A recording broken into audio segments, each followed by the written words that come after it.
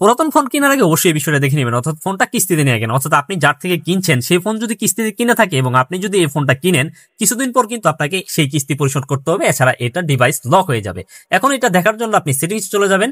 সেটিংসে চলে যাওয়ার পর এইখান থেকে অনেকগুলো অপশন দেখতে পারবেন। এটা মূলত একটা ইনফিনিক্স ব্র্যান্ডের ফোন। এইখান থেকে আপনি সিস্টেমে চলে যাবেন, স্ক্রল ডাউন করবেন, স্ক্রল ডাউন করতে করতে দেখতে পাবেন সিস্টেম না একটা অপশন রয়েছে। দেন আপনি সেই সিস্টেমে যাবেন। সিস্টেমে যাওয়ার পর এখানে দেখতে পারবেন সিস্টেম অর্থাৎ ফ্যাক্টরি রিসেট নামে যে অপশন রয়েছে, সেই রিসেট ফোন কিন্তু কাজ করবে না এই অপশনটা। এটা হচ্ছে মূলত প্রথম কারণ। দ্বিতীয় যে কারণটা হচ্ছে সেটা হচ্ছে আপনি মাই ফোনে চলে যাবেন। মাই ফোনে যাওয়ার পর এইখান থেকে দেখতে পাবেন ভার্সন ইনফো এবং কি অ্যান্ড্রয়েড ভার্সন, এগুলা কিছু কিছু অপশন হাইড হয়ে থাকবে এবং এগুলোতে ক্লিক করলে লেখা উঠবে এই ফোনটি কিস্তিতে নেয়া।